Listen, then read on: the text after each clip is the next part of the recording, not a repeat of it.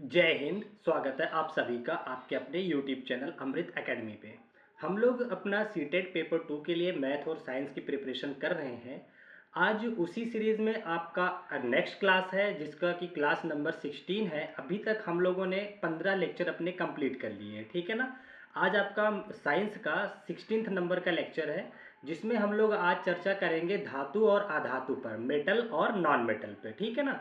और जो लोग चैनल पे नए हैं उनके लिए मैं बता देना चाहता हूँ, आपके इस चैनल अमृत एकेडमी ऑफिशियल यूट्यूब चैनल पे हम लोग हर तरीके की टीचिंग एग्जाम्स की प्रिपरेशन करते हैं। अगर अभी तक आपने चैनल को सब्सक्राइब नहीं किया हुआ है तो प्लीज़ चैनल को सब्सक्राइब जरूर कर लेना, ठीक है। तो चलिए बिना टाइम वेस्ट किए आज की क्लास को हम लोग आगे बढ़ाते हैं, ठीक है। और आज का जो क्लास है काफ़ी इम्पॉर्टेंट होने वाला है क्योंकि यहाँ से हर साल क्वेश्चन पूछे जाते हैं और मैंने सारे प्रीवियस ईयर क्वेश्चंस ले रखे हैं। पहले मैं आप लोगों को कॉन्सेप्ट सिखाऊंगा, उसके बाद मैं प्रीवियस ईयर क्वेश्चन सॉल्व कराऊंगा। और ये निश्चिंत हो जाइए, जितना भी कंटेंट हमने ले रखा है सारा का सारा आपका एनसीईआरटी से कंटेंट है। इससे बाहर आपका एक भी पॉइंट नहीं जाने का, ठीक है ना। तो चलो आ जाइए देखते हैं क्या होता है। देखिए दो चीज़ें पढ़नी है हमें, एक तो धातु के बारे में, ठीक है ना। दूसरा हमें पढ़ना है अधातु के बारे में, अधातु के बारे में, ठीक है ना। तो धातु और अधातु ये क्या होते हैं इनके बारे में पढ़ना है। यहाँ पे जो क्वेश्चन बनते हैं दो तरीके से क्वेश्चन बनता है। पहला क्वेश्चन आपका बनता है इनके भौतिक गुणों से जिसको कि फिजिकल प्रॉपर्टी बोलते हैं, ठीक है ना। दूसरा जो बनता है इनके केमिकल प्रॉपर्टी से जिसको कि रासायनिक गुण बोलते हैं, वहाँ से बनता है। तीसरा क्वेश्चन बनता है रिएक्टिविटी सीरीज से। तीन जगह से क्वेश्चन मोस्ट बनते हैं, हमने तीनों डेटा ले रखे हैं, तीनों चीज़ों को आपको अच्छे से समझा देता हूँ, ठीक है ना। तो देखिए धातु क्या होते हैं और अधातु क्या होती है। आप लोगों को मैंने परमाणु चैप्टर पढ़ाया है, ठीक है ना। उसमें मैंने आप लोगों को इलेक्ट्रॉनिक विन्यास बताया था, इलेक्ट्रॉनिक कॉन्फ़िगरेशन, ठीक है ना। तो देखिए धातु जो होते हैं वो इलेक्ट्रॉन डोनर होते हैं। जैसे आप लोगों को मैंने दिखाया होगा, जैसे सोडियम है Na+ लिखा जाता है। ये प्लस क्यों लिखा जाता है इसके पीछे मैंने वजह बताई थी। जैसे इसके एटॉमिक नंबर की बात करें तो 11 होता है इसका परमाणु क्रमांक। अगर मैं इसका इलेक्ट्रॉनिक विन्यास करूं तो ये आता है 2 और 8 और 1, ठीक है ना। कितना आता है 2, 8 और 1। तो ये अपना ऑक्टेट कंप्लीट करने के लिए, मतलब अपने खुद को एक अस्थायित्व लेने के लिए मैंने सिखा रखा है कि किसी भी परमाणु को का अगर सबसे स्टेबल स्टेट वो मानी जाती है जिसमें उसके बाह्यतम कोश में 8 इलेक्ट्रॉन हो या 2 इलेक्ट्रॉन हो, ठीक है। तो ये अपना 8 इलेक्ट्रॉन कंप्लीट करने के लिए एक इलेक्ट्रॉन को क्या करता है, दान कर देता है, डोनेट कर देता है। तो ये प्लस आयन बना लेता है, ठीक है ना।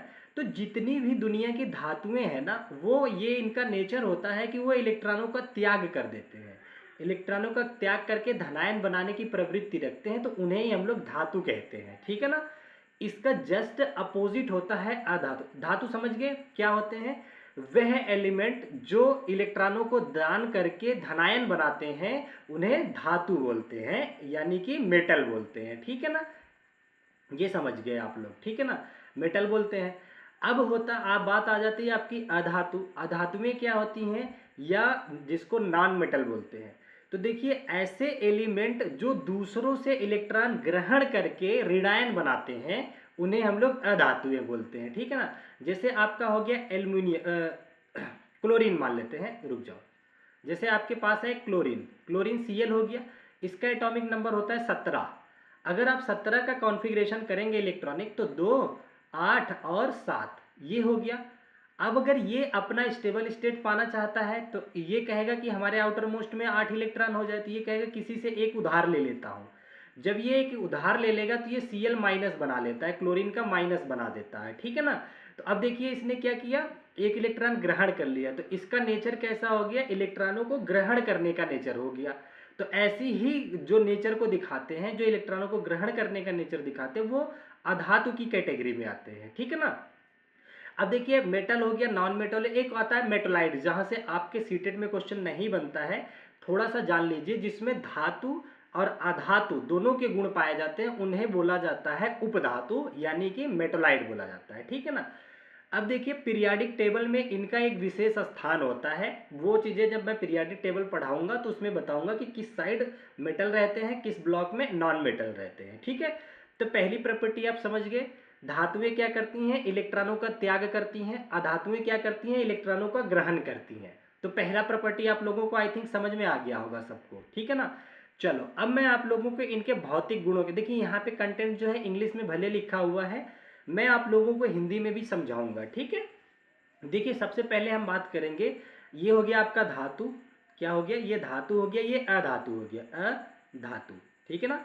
तो ये अधातु हो गया, ये धातु हो गया। इनके हम भौतिक गुणों की बात करते हैं, फिजिकल प्रॉपर्टी, इसको बोलते हैं भौतिक गुण, ठीक है ना।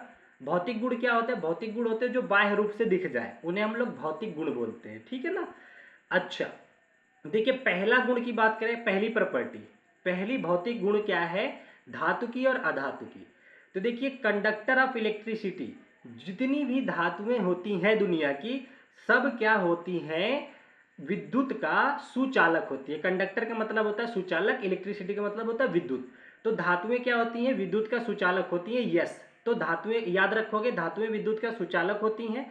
वहीं अगर मैं बात करूं अधातुएं, तो अधातुएं विद्युत का कुचालक होती हैं। मतलब कि अगर यहाँ पे एस नो में बात करें तो नो, इसने पूछा है कंडक्टर ऑफ इलेक्ट्रिसिटी, धातुओं के लिए यस, धातुओं के अंदर से इलेक्ट्रिसिटी प्रोवाइड हो जाती है, न अधातुओं के लिए नहीं होती है, ठीक है। एक आता है आपका एक्सेप्शन, मतलब कि अपवाद, क्या, एक ग्रेफाइट होता है, जो पेंसिल की नीब होती है ग्रेफाइट की बनी होती है तो वो अधातु, लेकिन फिर भी वो अपने अंदर से करंट फ्लो करा देती है, ठीक है ना, विद्युत का सुचालक है। कभी ट्राई मत करना, पेंसिल की निब को छिल करके ना अगर आप प्लग में लगाओगे तो करंट आ जाएगा उसमें, ठीक है ना, वो विद्युत का सुचालक होता है। तो ये अपवाद आप याद रखोगे। क्वेश्चन पूछेगा आपसे कि वह कौन सी अधातु है जो विद्युत का सुचालक है, तो आप बोलोगे ग्रेफाइट, ठीक है, याद हो गया। दूसरी प्रॉपर्टी पे आ जाते हैं, ठीक है ना। कंडक्टर ऑफ इलेक्ट्रिसिटी, विद्युत का सुचालकता की बात है, विद्युत प्रवाह की बात है, ठीक है ना। अब देखिए कंडक्टर ऑफ हीट, ऊष्मा का चालन, ऊष्मा का क्या, ऊष्मा किसमें से जा सकती है, ऊष्मा, हिंदी भी बोल रहा हूँ। तो धातुएं जो होती है वो ऊष्मा का सुचालक होती हैं, अधातुएं ऊष्मा का सुचालक नहीं होती हैं, कुचालक होती हैं। केवल और केवल यहाँ पे भी अपवाद होता है ग्रेफाइट, ठीक है ना। तो दो प्रॉपर्टी आपको याद होगी होंगी, जो धातुएं होती हैं विद्युत और ऊष्मा दोनों के सुचालक, अधातुएं विद्युत और ऊष्मा दोनों की कुचालक होती हैं। अपवाद मैंने बता दिया ग्रेफाइट, ये याद रखोगे। चलो अब इसकी एक बहुत ही इंपॉर्टेंट प्रॉपर्टी आ जाती है, क्या है, मेलेबिलिटी।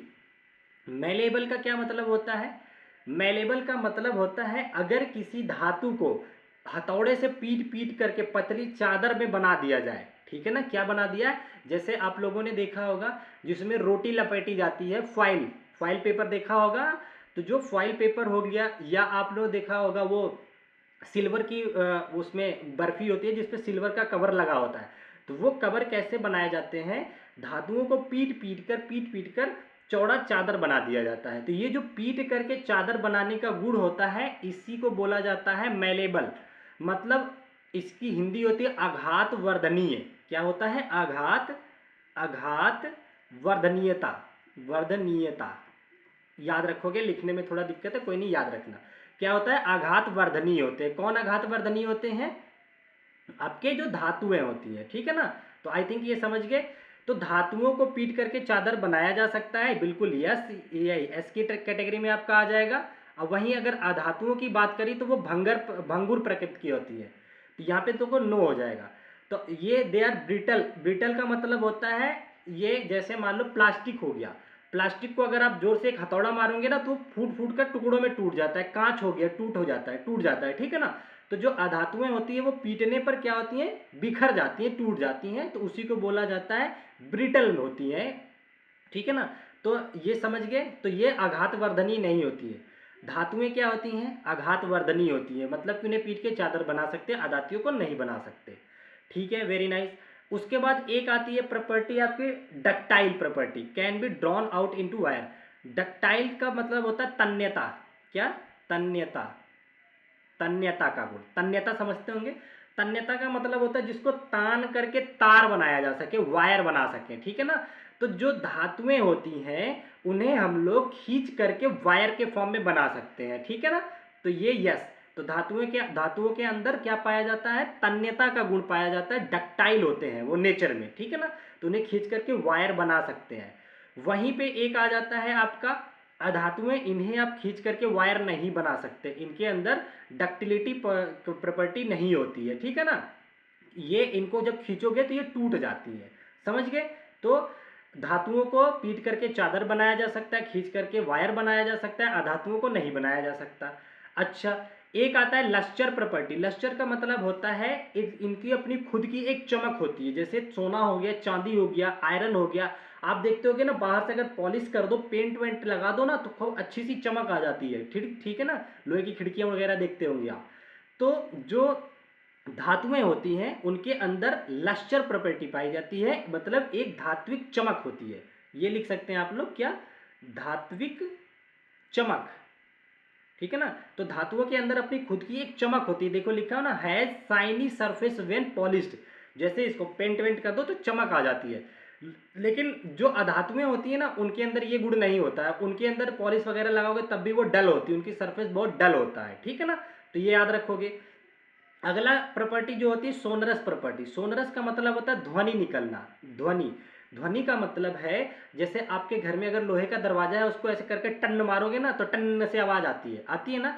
तो यही जो ध्वनि प्रोड्यूस होती है, इसे को सोनरस बोला जाता है, रिंगिंग साउंड होता है। ठीक है, तो ये केवल धातुओं में देखा जाता है। तो धातुओं के अंदर एक अलग तरीके की साउंड आती है उसको टच करने पे, पीटने पे। ठीक है ना, वहीं धातुओं अधातुओं के अंदर ये चीजें नहीं पाई जाती, ये डल होती हैं, इनका कोई साउंड नहीं निकलता है। ठीक है, तो ये समझ में आ गया होगा आपको। एक बार रिवाइज करवा देता हूं। पहली प्रॉपर्टी क्या होती है?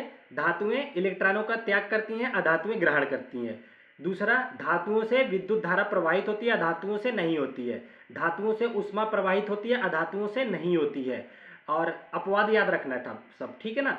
तीसरी, धातुओं को पीट पीट कर पतली चादर बना सकते हैं, जिसको कि तन्यता का गुण कहते, वो आघातवर्धनीय कहते हैं। अधातुओं में ये गुण नहीं पाया जाता है।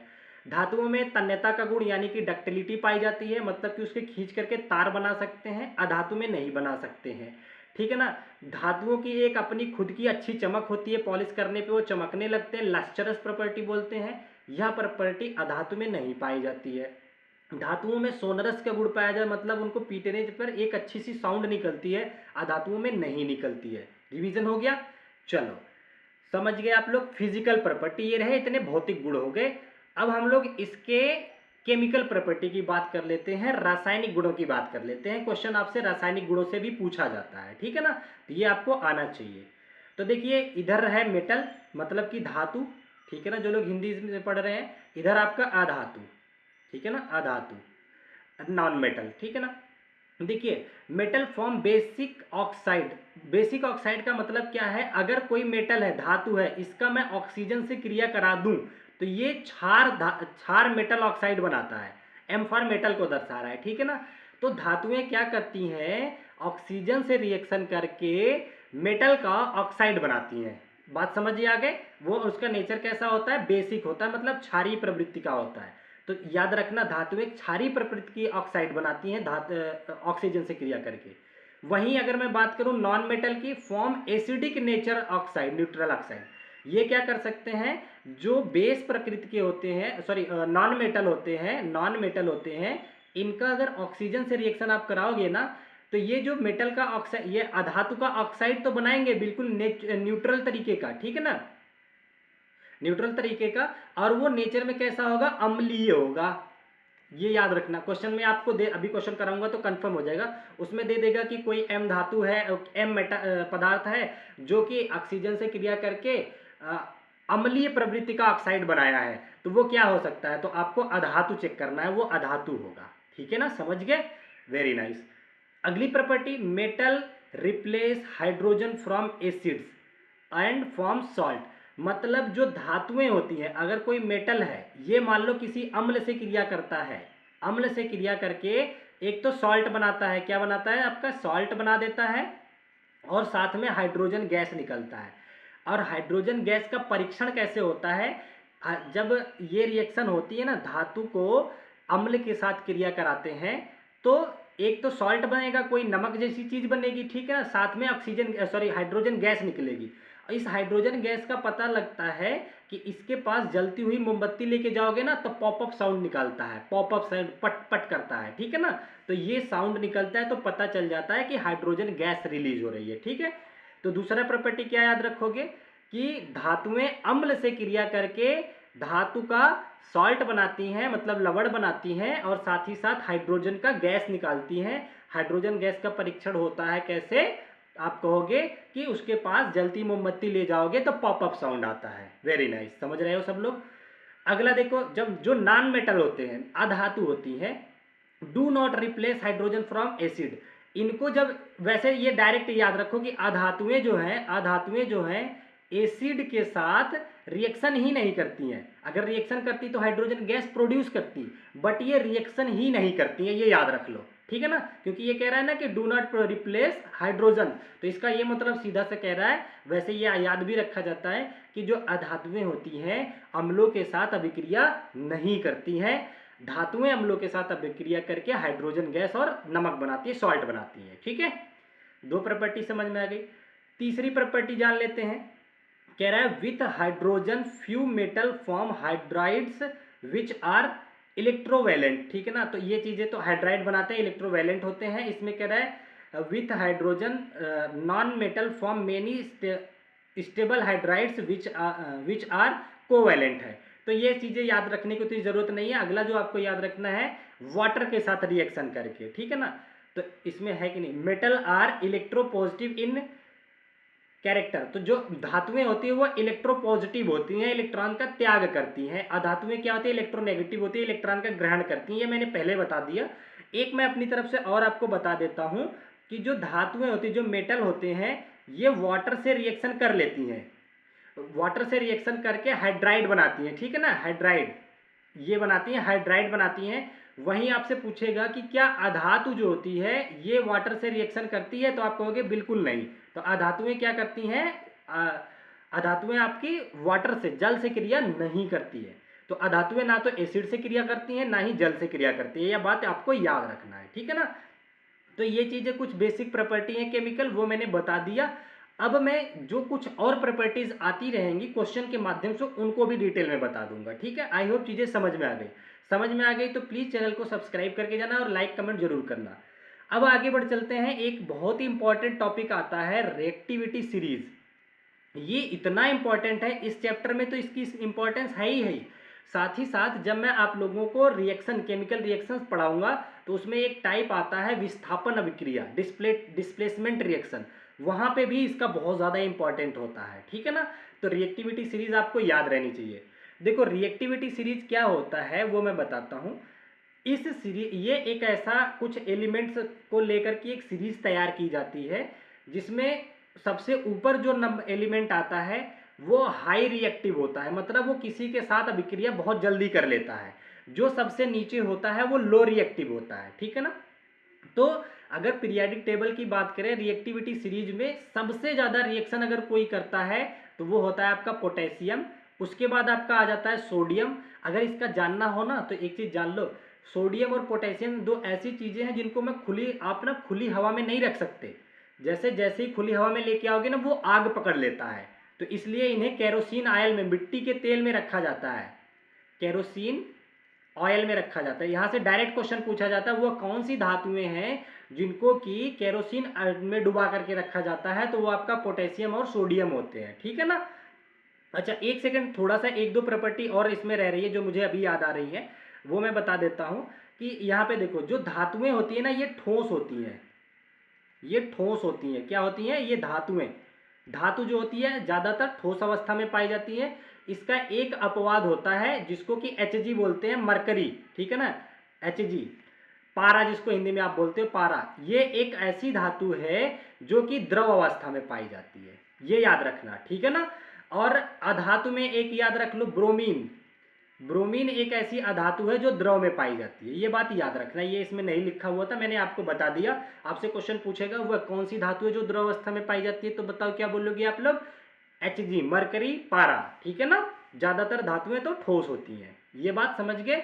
अधातु में कौन सी है जो लिक्विड फॉर्म में पाई जाती है? तो ब्रोमीन होती है आपकी।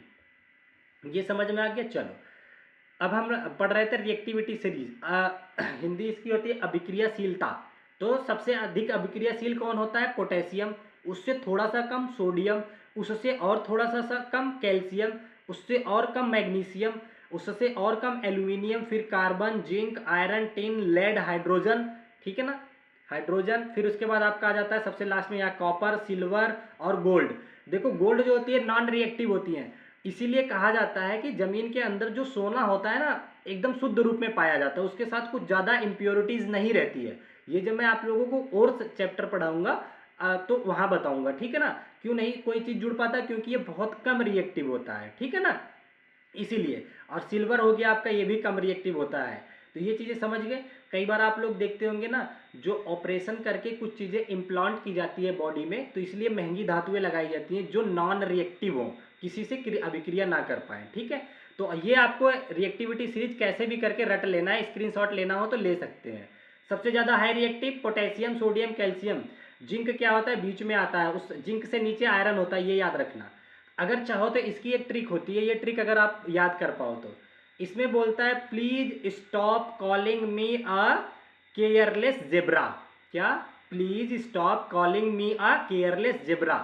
तो पी से शुरू होता है प्लीज, तो पी से आपका पोटेशियम सबसे ऊपर, फिर स्टॉप का एस आ जाता है सोडियम, फिर आपका कैल्शियम, मैग्नीशियम और आपका एल्यूमिनियम, फिर आ जाता है आपका कार्बन CAR से, जेड से आ जाता है जेब्रा से, जिंक आ जाता है। इसी तरीके से आपको याद रखना है। इंस्टेड ट्राई लर्निंग हाउ, ये मैं आगे भी बता देता हूँ, हाउ कॉपर सेव गोल्ड, ठीक है ना। तो सबसे लास्ट में गोल्ड आता है। ये आपको क्या क्या क्वेश्चन पूछा जाता है, सीटेट हमेशा जिंक और आयरन में पूछता है, तो जिंक हाई रिएक्टिव होता है आयरन से, और कॉपर और जिंक में पूछता है, तो देखिए कॉपर सबसे नीचे आता है, जिंक हाई रिएक्टिव होता है कॉपर से, ठीक है ना। और सबसे अधिक रिएक्टिव पूछ ले तो पोटेशियम होता है, उससे थोड़ा सा कम सोडियम होता है, ठीक है, समझ गए। अब मैं इस पे बेस्ड आपको क्वेश्चन कराऊंगा, ठीक है ना। तो जब क्वेश्चन करोगे तो आपको और अच्छे से चीज़ें क्लियर हो जाएंगी। चलो आगे बढ़ चलते हैं, बिना टाइम वेस्ट किए मैं आपको क्वेश्चन करा देता हूँ। देखिए यहाँ पे कह रहा है कि क्वेश्चन पहला है, ये सारा प्रीवियस ईयर है, कह रहा है एक्स और वाई ऐसे तत्व हैं, ऐसी धातुएं हैं, तत्व हैं, एलिमेंट्स हैं जो वायु के साथ अत्यधिक अभिक्रियाशील हैं। तो सबसे अभिक्रियाशील तो प्लीज स्टॉप था, पोटेशियम और सोडियम थे, ठीक है ना। अतः इन्हें केरोसिन में रखा जाता है, मैंने बताया ना, सोडियम और पोटेशियम को भंडारित किया जाता है किसमें, मिट्टी के तेल में भंडारित किया जाता है। तो एक्स और वाई क्या हो सकते हैं, साफ साफ दिख रहा है आपका, पोटेशियम सोडियम होगा और पोटेशियम होगा, ठीक है ना, के और Na। तो देखिए कहाँ पे दे रखा है, कह रहा है फॉस्फोरस सोडियम नहीं हो सकता, आंसर फॉस्फोरस नहीं हो सकता, सोडियम और potassium, C option is the correct answer. समझ गए, बहुत आसान क्वेश्चन था, लेकिन अगर पढ़े रहेंगे तो। चलो आगे बढ़ चलते हैं अगले क्वेश्चन की तरफ। नेक्स्ट क्वेश्चन देखिए, काफ़ी मेहनत से मैं कंटेंट ले आता हूँ, आप लोग प्लीज़ मेहनत से पढ़िएगा। आगे देखिए क्या कह रहा है, धातु P, एक कोई धातु है P है, धातु Q को उसके लवण विलयन से विस्थापित कर देता है। मैंने बताया ना, जो रिएक्टिविटी सीरीज होती है जो ऊपर आती है वो नीचे वाले को विस्थापित कर देती है, ठीक है ना।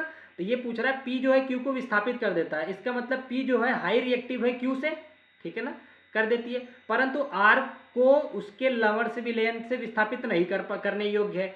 तो P जो है R से नहीं हो पाती, इसका मतलब R इधर आएगा, ठीक है ना, नहीं योग्य। इनमें सबसे कम अभिक्रियाशील धातु कौन सी होगी, सबसे कम कौन सी आई बताओ, क्यू आया सबसे लास्ट में, तो यही आए रिएक्टिविटी सीरीज में। देखो एक बार मैं फिर से पढ़ देता हूँ, यहाँ पे इसने बोला है कि धातु P और Q, उस P जो है Q को उसके लवण से हटा देती है। Q जो है अपने सॉल्ट के साथ बैठा था, P आया इसको हटा दिया, इसका मतलब P ज़्यादा ताकतवर है, तो P जो है हाई रिएक्टिव हो गया Q से। लेकिन फिर कह रहा है परंतु R वाले को उसके लवण से नहीं हटा पा रहा है, इसका मतलब P जो है वो R से कम अभिक्रियाशील है, तो R इससे ज़्यादा है। तो इन तीनों में अब सबसे कम कौन हो गया, तो आप कहोगे कि Q हो गया, साफ साफ दिख रहा है, तो इसका बी ऑप्शन जो है करेक्ट हो जाएगा। तो ये इतने इंपॉर्टेंट है कि आप कह नहीं सकते कितने इंपॉर्टेंट है, बार बार सीटेड इस टाइप का क्वेश्चन पूछता है। अभी मैं आपको 3-4 क्वेश्चन यहीं दिखा देता हूँ। चलो आगे बढ़ चलते हैं अपने नेक्स्ट क्वेश्चन की तरफ। देखिए अगला क्वेश्चन क्या कह रहा है आपसे, यहाँ पे देखिए कह रहा है निम्नलिखित में से उस धातु को चुनिए जो डाइल्यूट H2SO4 सल्फ्यूरिक एसिड से, डाइल्यूट सल्फ्यूरिक एसिड से अभिक्रिया करती है, परंतु डाइल्यूट HCl के से गर्म करने पर अभिक्रिया नहीं करती है, ठीक है ना। डाइल्यूट का मतलब होता है तनु, ठीक है ना। तो एक सेकेंड, हाँ, कैल्शियम हो गया, आयरन हो गया, कॉपर हो गया आपका। क्या कह रहा है, निम्न में से उस धातु को, ठीक है ना, चुनिए जो डाइल्यूट H2SO4 सल्फ्यूरिक से अभिक्रिया करती है, परंतु डाइल्यूट HCl हाइड्रोक्लोरिक से गर्म करने पर भी अभिक्रिया नहीं करती है, वो क्या हो सकता है। तो इसका जो करेक्ट आंसर होना चाहिए कॉपर। एक सेकंड मैं इसका थोड़ा सा क्लियरिफाई कर लेता हूँ, इसमें थोड़ा सा मुझे डाउट हो रहा है, इसमें दो आंसर मेरे समझ में आ रहे हैं। 1 सेकंड का आप टाइम दीजिएगा। हाँ, कौन सा क्वेश्चन था? 1 सेकंड 1 सेकंड। हाँ सही है, सही आंसर दे रहा है, कॉपर होता है वो, ठीक है ना। ये देखिए कॉपर एक ऐसा धातु है जो, देखिए क्या कह रहा है, निम्न में से उस धातु को चुनिए जो डाइल्यूट H2SO4 से अभिक्रिया करती है। तो Cu जो कॉपर होता है ये H2SO4 के साथ अभिक्रिया करके हाइड्रोजन को रिप्लेस कर देता है और कॉपर का सल्फेट बनाता है, CuSO4 बना देता है, हाइड्रोजन गैस निकालता है, ठीक है ना। लेकिन कॉपर जो होता है ये रिएक्शन नहीं करता है किसके साथ, HCl के साथ, हाइड्रोक्लोरिक एसिड के साथ। तो ये रिएक्टिविटी सीरीज की प्रॉब्लम की वजह से, ठीक है। तो इसका जो करेक्ट आंसर होगा वो आपका कॉपर हो जाएगा, ठीक है। चलो आगे बढ़ते हैं नेक्स्ट क्वेश्चन की तरफ। बाकी अगर किसी को कोई डाउट आता है तो आप पूछ सकते हैं। अगला क्वेश्चन आपके सामने दे रखा है, देखिए ये दे रखा है, कह रहा है एक तत्व X ऑक्सीजन के साथ अभिक्रिया करके एक ऑक्साइड बनाता है जिसका विलयन नीले लिटमस को लाल कर देता है। बताओ, नीले लिटमस को लाल कर देता है तो ये क्या हो गया, अनील। मैंने बताया था ना, अम्ल जो है नीले लिटमस को लाल कर देता है। तो बताओ यहाँ पे ये कह रहा है कि X ऑक्सीजन के साथ अभिक्रिया करके एक ऑक्साइड बनाता है जिसका विलयन नीले लिटमस को लाल कर देता है। इसका मतलब वो जो बना है वो किस प्रवृत्ति का है, क्षारीय प्रवृत्ति का, सॉरी अम्लीय प्रवृत्ति का है। यही तो है, अम्ल ही तो नीले को लाल करता है, तो अम्लीय प्रकृति का है। तो निम्न में से X क्या हो सकता है?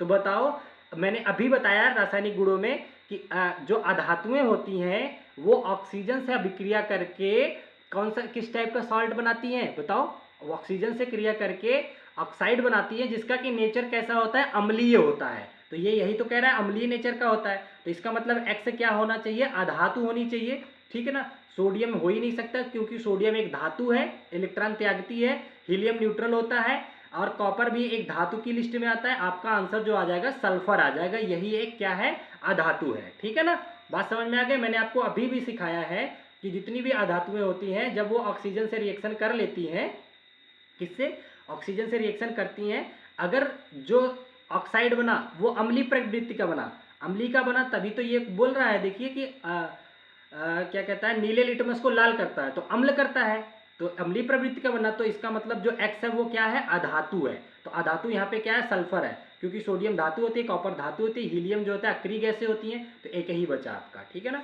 अक्रिय गैसों का कंसेप्ट सिखाऊंगा क्या होती हैं, ठीक है। आगे बढ़ चलते हैं अपने नेक्स्ट क्वेश्चन की तरफ। ये बहुत ही इंपॉर्टेंट क्वेश्चन फिर से रिएक्टिविटी सीरीज का आ गया। देखिए क्या कह रहा है, कह रहा है P, Q और R और S चार धातुओं के संदर्भ में निम्न अवलोकन नोट कीजिए। क्या क्या है, P है आपका, Q है, R है और S है, चार धातुएं हैं, ठीक है ना, ठीक, कोई दिक्कत नहीं है। पहला कह रहा है P और S को Q क्रमशः उनके लवणी विलयनों से विस्थापित कर देता है। Q इसका मतलब ज्यादा रिएक्टिव है, तभी तो P और S को हटा देता है।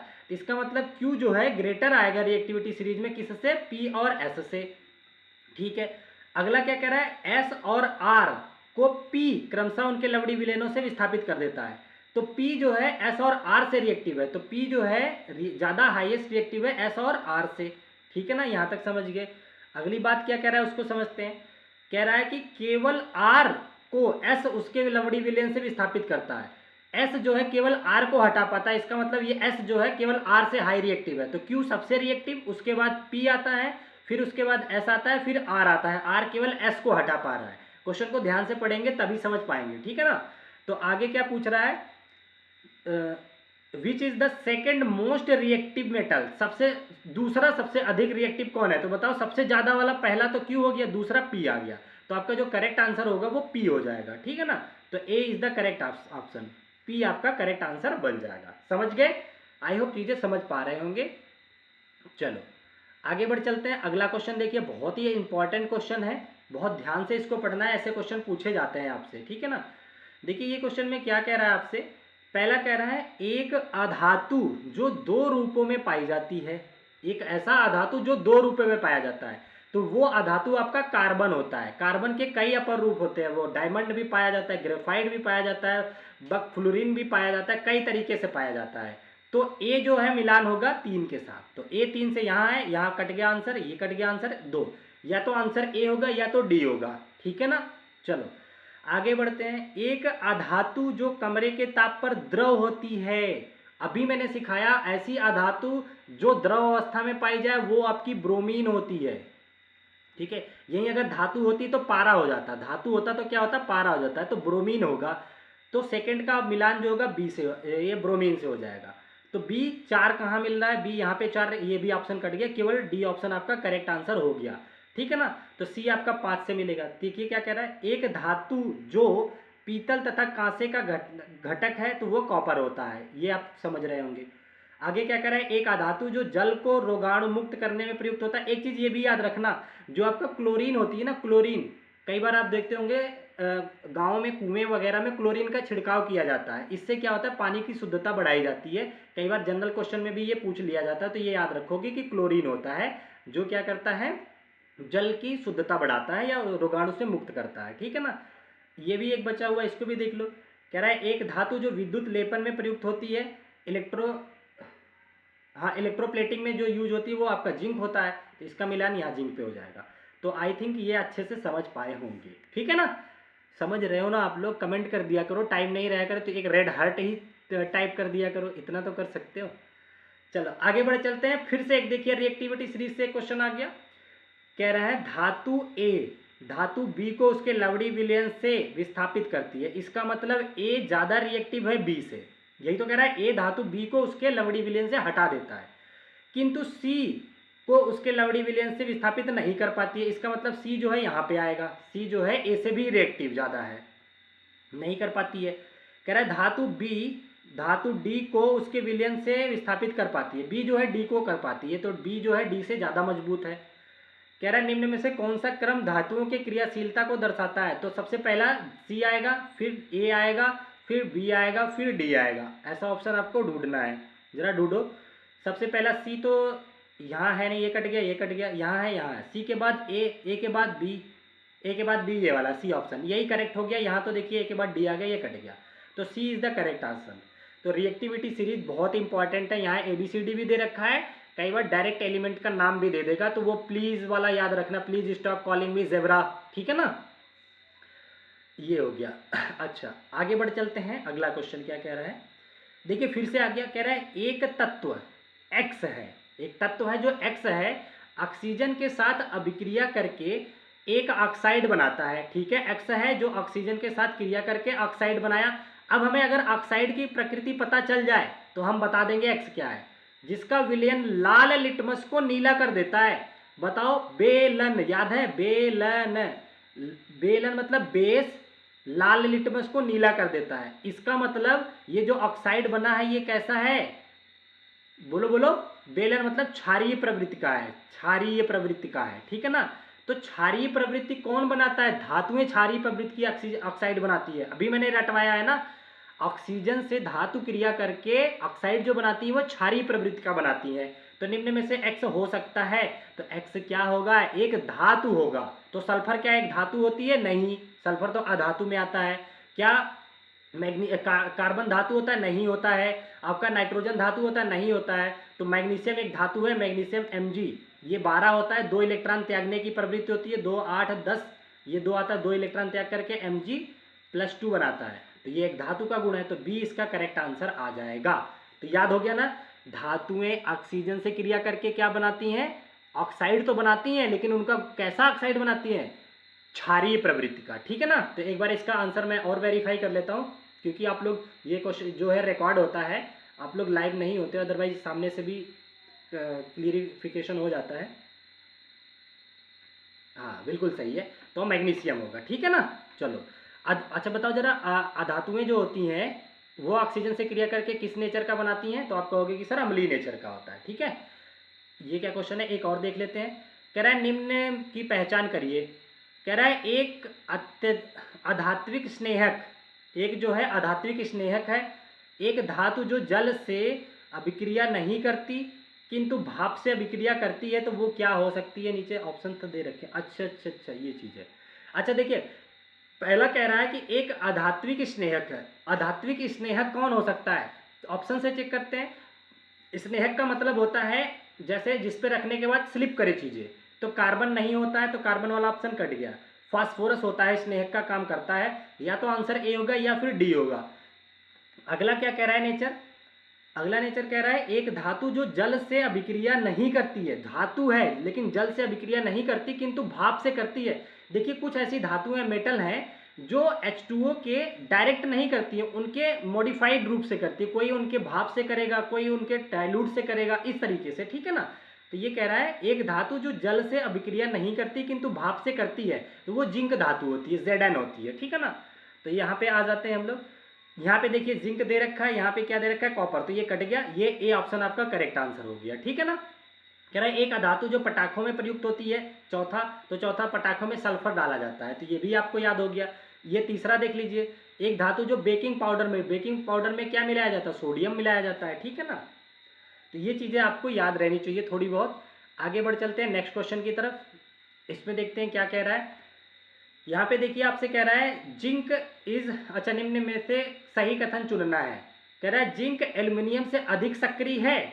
बताओ जिंक क्या एल्युमिनियम से अधिक सक्रिय है? मैंने आप लोगों को एक प्रॉपर्टी सिखाई है ना, प्लीज स्टॉप कॉलिंग मी, इस तरह से अभी सिखाया ना।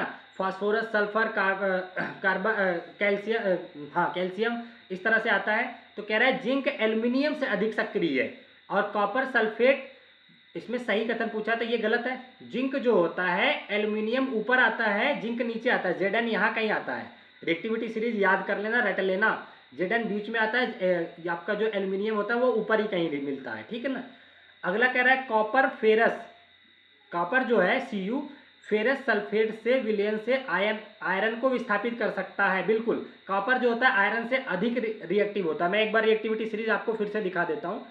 यहाँ पे मैंने लगा रखा था ना, एक सेकेंड आ जाइए, ये रहा। देखिए कॉपर कहाँ है और आयरन कहाँ है।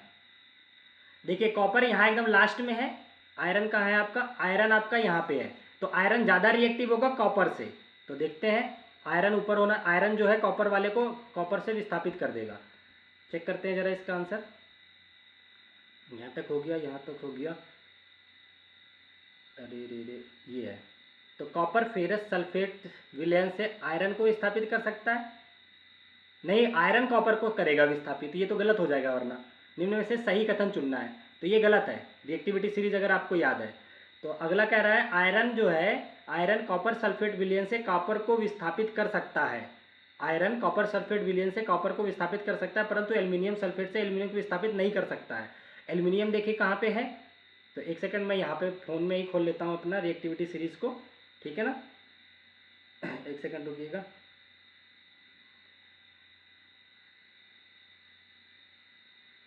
हाँ ये देखिए सही है, सी वाला ऑप्शन इसका करेक्ट आंसर आ जाएगा, ठीक है ना। क्यों? क्योंकि जो आयरन है मैंने बताया ना, सबसे इससे ऊपर आता है, इसके नीचे कॉपर आता है, और साथ ही साथ ये क्या कहता है, परंतु एल्यूमिनियम जो होता है वो आयरन से भी ऊपर होता है। तो ये सीरीज कैसे भी करके, चाहे ट्रिक से चाहे जैसे, इसको याद कर लो। इसका जो करेक्ट आंसर होगा वो सी ऑप्शन होगा, ठीक है। चलो, तो ये चीज़ें आपको याद रहेंगी तो जल्दी आंसर कर पाओगे। एक और बेहतरीन सा क्वेश्चन आपकी स्क्रीन पे आ जाता है। कह रहा है नीचे कुछ पदार्थ एवं प्रयोगशाला में उनके भंडारण की विधियां दी गई हैं, सही उत्तर दीजिए। तो सोडियम कहाँ रखा जाता है? केरोसिन तेल में, मैंने बताया था केरोसिन तेल में। तो ए जो है 4 से मीट कराओ, ए 3 से गलत, ए 4 से ये आंसर हो सकता है, ए 1 से गलत, ए 2 से गलत। तो यहीं से आपको पता चल गया करेक्ट आंसर। मैंने बताया ना, सोडियम हो जाए या पोटेशियम हो जाए, उसको मिट्टी के तेल में रखते हैं, ठीक है ना। बी का 2 से हो जाता है। फास्फोरस जो होता है ये प्लास्टिक की शीशी में रखा जाता है। आपका सी जो आता है 4 में रखा जाता है। हाँ सोडियम आ गया, देखिए फिर से सोडियम आ गया, तो केरोसिन में रखा जाएगा, ठीक है ना। तो ये आपका करेक्ट आंसर बी हो जाएगा यहाँ पे। चलो आगे बढ़ चलते हैं, ये चीज़ें आपको देख देख के याद रख लेनी है। अगला फिर से एक क्वेश्चन आ गया आपकी स्क्रीन पे। कह रहा है एक पदार्थ M जो चम्मच में गर्म करके तुरंत एक गैस के मर्तबान में रखकर ढक दिया गया है, थोड़ी मात्रा में पानी मर्तबान में डाला गया है और घोल का नीले लिटमस पेपर से परीक्षण किया गया। नीले लिटमस से परीक्षण किया गया। अनिल, इसका मतलब ये अम्ल है, ठीक है ना।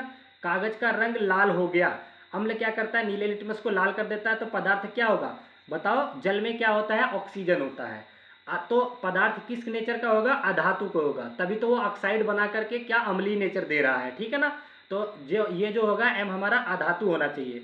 तो सोडियम क्या होता है, एक धातु होती है, तो ये आंसर नहीं होगा। एल्यूमिनियम धातु नहीं होगा, मैग्नीशियम भी धातु नहीं होगा, सल्फर ही है जो एक अधातु होती है, तो यही इसका करेक्ट आंसर हो जाएगा, ठीक है ना। वेरी नाइस, समझ रहे हो आप लोग। तो ये आपका आज का आखिरी क्वेश्चन था। अगर किसी भी क्वेश्चन में किसी को कोई डाउट होता है तो आप लोग कमेंट कर सकते हैं, मैं इसका भी आंसर मैच करवा देता हूँ एक बार आप लोगों के सामने, ठीक है ना। बिल्कुल, वेरी नाइस, सही है।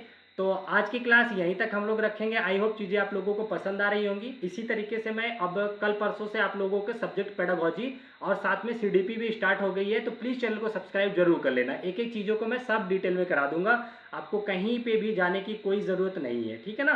चलिए ठीक है, bye bye, take care, thank you so much. फिर मिलते हैं आप लोगों से नेक्स्ट वीडियो में, तब तक के लिए अपना ध्यान रखिए। जय हिंद।